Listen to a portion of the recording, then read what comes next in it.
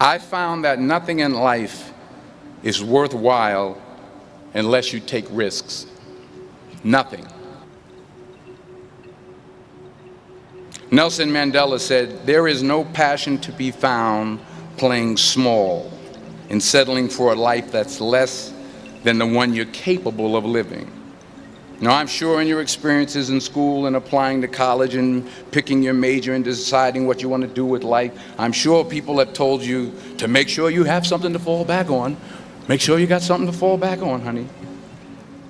But I never understood that concept, having something to fall back on. If I'm going to fall, I don't want to fall back on anything except my faith. I want to fall forward. I figure at least this way I'll see what I'm going to hit. Fall forward. This is what I mean. Reggie Jackson struck out 2,600 times in his career, the most in the history of baseball. But you don't hear about the strikeouts. People remember the home runs. Fall forward.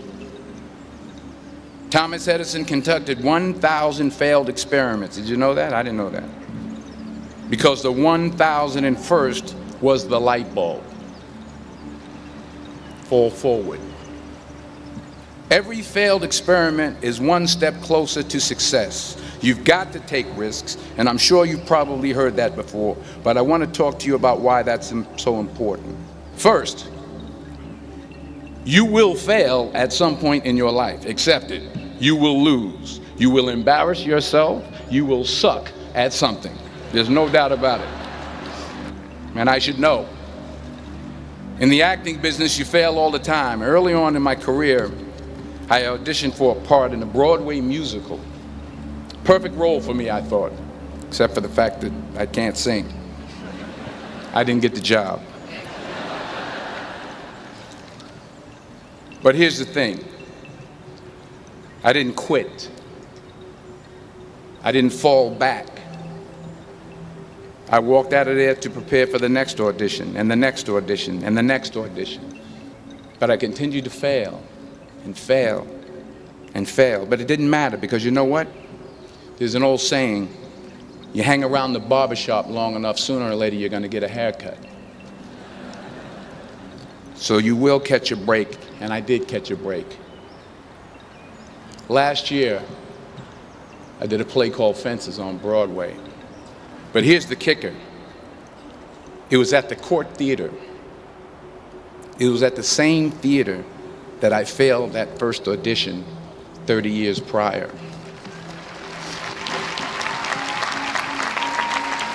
The point is, do you have the guts to fail? Here's my second point about failure.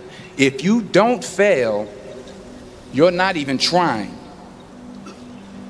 I'll say it again. If you don't fail, you're not even trying. My wife told me this great expression. To get something you never had, you have to do something you never did. Les Brown's a motivational speaker. He made an analogy about this. He says, imagine you're on your deathbed, and standing around your deathbed are the ghosts representing your unfulfilled potential. The ghost of the ideas you never acted on. The ghost of the talents you didn't use. And they're standing around your bed, angry, disappointed, and upset. They say, we came to you because you could have brought us to life, they say. And now we have to go to the grave together. So I ask you today, how many ghosts are going to be around your bed when your time comes?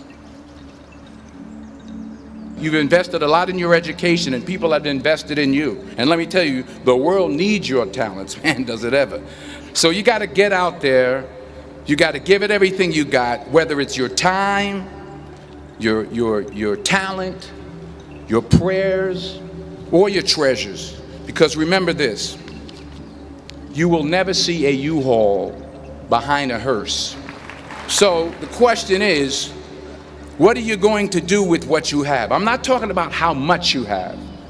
Some of you are business majors, some of you are theologians, nurses, sociologists, some of you have money, some of you have patience, some of you have kindness, some of you have love, some of you have the gift of long suffering, whatever it is, whatever your gift is. What are you going to do with what you have. All right, now here's my last point about failure. Sometimes it's the best way to figure out where you're going. Your life will never be a straight path.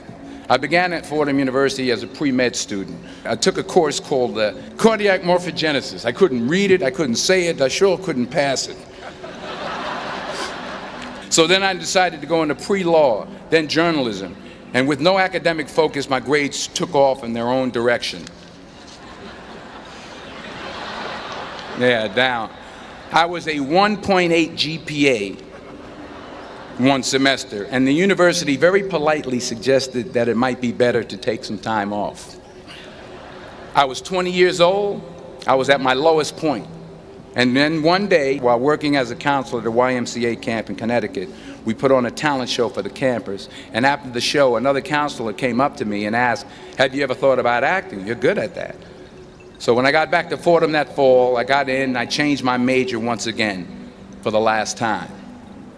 And in the years that followed, just as that woman prophesied, I have traveled the world and I have spoken to millions of people through my movies. Millions who, up till this day, I couldn't see while I was talking to them. They couldn't see the real me. But I see you today. And I'm encouraged by what I see. And I'm strengthened by what I see. And I love what I see. Let me conclude with this one final point, and it has to do with the movie Philadelphia. Many years ago, I did this movie called Philadelphia. It's about a man played by Tom Hanks who's fired from his law firm because he has AIDS. He wants to sue the firm, but no one's willing to represent him until a homophobic lawyer, played by yours truly, takes on the case. In a way, if you watch the movie, you'll see everything I'm talking about today. You'll see what I mean about taking risk or being willing to fail. Because taking risk is not just about going for a job. It's also about knowing what you know and what you don't know. It's about being open to people and to ideas. In the course of the film, the character I play begins to take small steps, small risks. He very slowly begins to overcome his fears. And I feel ultimately his heart becomes flooded with love. And I can't think of a better message as we send you off today. To not only take risks, but to be open to life, to accept new views, and to be open to new opinions. To be willing to speak at a commencement even though you're scared stiff. While it may be frightening, it will also be rewarding. Because the chances you take, the people you meet, the people you love, the faith that you have, that's what's going to define you. This is your mission. Never be discouraged, never hold back, give everything you got. And when you fall throughout life, remember this, fall forward. Congratulations, I love you, God bless you, I respect you.